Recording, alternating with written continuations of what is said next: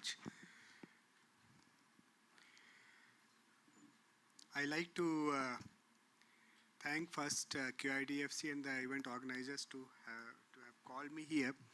Uh, it's really good to come from the office where you are swarmed with doctors round the day asking for transfers in the government. Uh, See, I'll take you from Bangalore to remote taluka in Gulbarga, Afzalpur, or Chincholi, or Mundgod in Uttar Kannada district, where we have taluka hospitals, we have primary health centers, sub-centers, but we don't have doctors and nurses. So we have become a state which produces the largest number of doctors, largest number of nurses, but we don't have enough doctors and nurses to work in the rural areas. So that's a big problem with which we are grappling with, all of you know. And if we don't solve that problem at the earliest, we will have all our tertiary care centers in the districts, whether these are district hospitals, medical college hospitals, or the corporate hospital, filled with patients without adequate load being taken by our taluka or block level hospitals. Now, there are 2-3 ways of solving or looking at it, as my co-panelists and co-speakers were mentioning.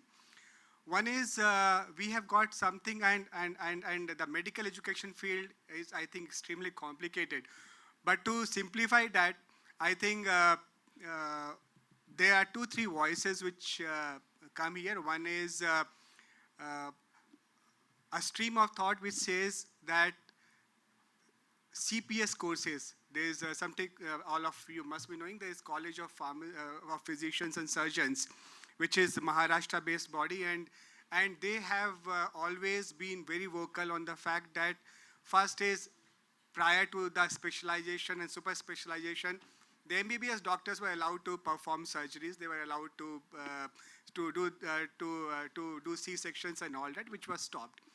Now, if we have to fill up this gap of specialists in the rural areas, our taluka hospital, which typically has got around 12 specialists, if I have to work with only 3-4 specialists, obviously I can't work there. So if we have to bridge that gap, then give or produce more number of specialists, but without building medical colleges, because building medical colleges, hiring faculty and all that, and then having a hospital for the medical college costs a huge amount of money for both for the government and for the private sector. And more so for the private sector, which where the government has taken a step to fill up that gap, and therefore, as we come to the next few years, we will see less and less investment going into medical education from the private sector and more from the government. Now, so in that case, what happens is it is on-job training, the CPS courses.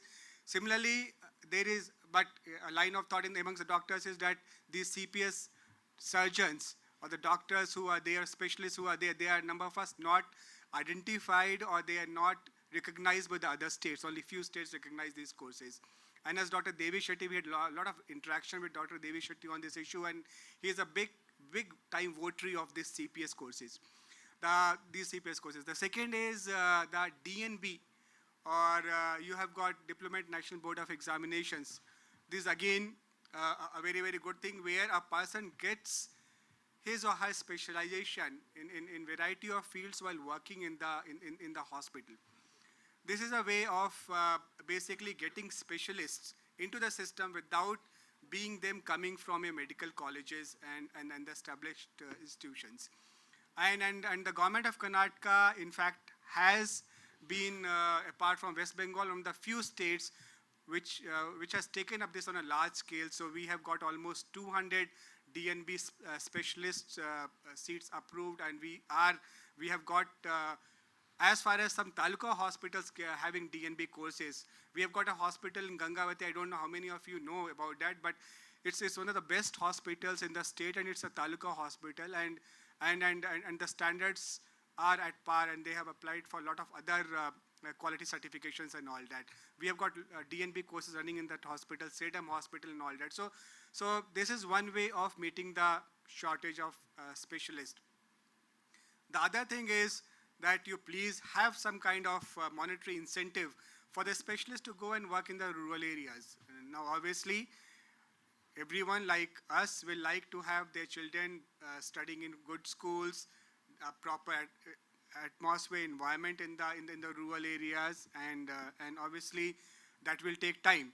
But if you have some kind of monetary compensation and all that, then probably in the initial stages of their practice, the doctors will come, the specialists will come to rural areas and work. At least we should have a flow of specialists in the rural areas. And Government of Karnataka came out with this concept of compulsory rural service for the specialists in the rural areas. So these are some of the methods or some of the ways by which we are trying to bridge the gap of specialists in the rural areas. But at the end of the day, unless until our primary health centers, the sub-centers, and the taluka hospitals don't perform, we don't have enough number of doctors and nurses, we will keep on seeing a lot of patients and a lot of trains being filled with patients coming to Bangalore, to Mysore and other places.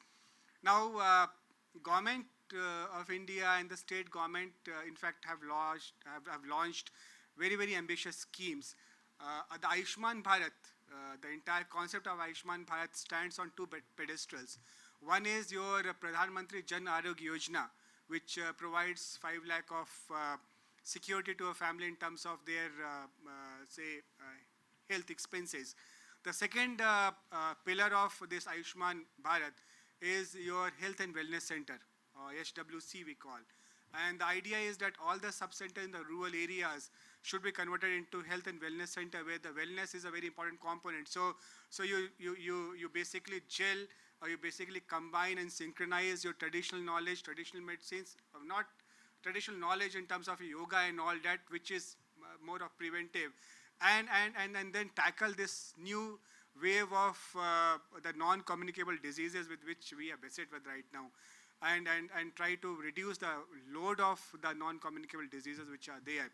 And this health and wellness center, when they come up, and almost 2,000 odd centers in Karnataka have become health and wellness centers.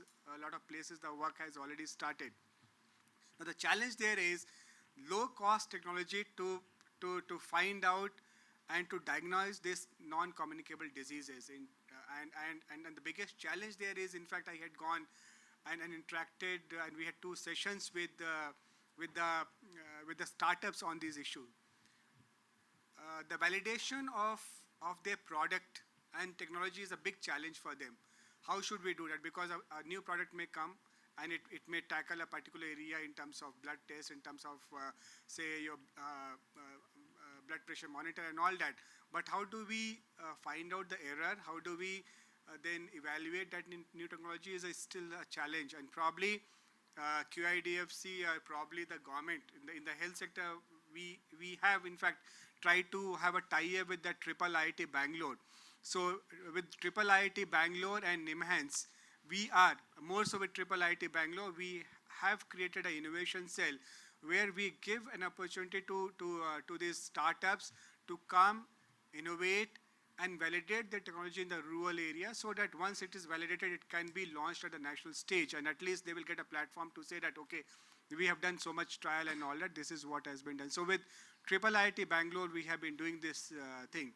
And I think in the coming days, the solution will be low-cost technology in the rural areas, and the private sector coming and bridging this gap, especially in the taluka headquarters, because Karnataka, in fact, I'm proud to say that is one of the shining examples where PPP models have been experimented. And we have got some of the hospitals which have been taken up where the land and other things were given by the government. The private sector came and built up the hospital. We have got certain medical colleges which have taken our hospital. The biggest example is our Wenlock Hospital, where the Kasturba Medical College, their physicians come and practice there. We have got in Davangere Chitgiri Hospital, where the medical college surgeons come and practice there. So we have got, this is one example, and this Kasturba Medical College happened around 3-4 decades back. Similarly, we have got CT scan, MRI services which are being done on a PPP model. We have got a very, very good dialysis program, hemodialysis program. We have got 2 beds in every taluka and district headquarters. We have got 5 beds for hemodialysis. and these are on PPP model and very well being run. We have got ICUs, and I feel that intensive care units in taluka hospitals, which have also got, in fact, a lot of places we have got ICUs which are very well equipped, and two-bed ICUs, but we have shortage of manpower. So that is where probably the private sector can chip in, the way dialysis program has come up. So we have also given a proposal to Government of India on the same thing, that ICUs can also be run in the taluka hospitals, similar to what is being done with the dialysis program. So these are the places where I think the government and the private sector can join hands and run the healthcare in such a way that we are able to take care of the poorest, the poor, and try to avoid the out-of-pocket expenditure, which many times is the result of all these cases of farmer suicide, which we hear unfortunately in the rural areas, and the debt to which the reason why they go into the debt is one of the prime reasons is expenses for the health care. Therefore, I think it's a right opportunity with a lot of technology, with the private sector having established itself in the entire country in the healthcare. I think this is a time when we have to come together and see that we work and provide very good care to the poor people in the rural area. With this, I would like to thank everyone. Thank you very much.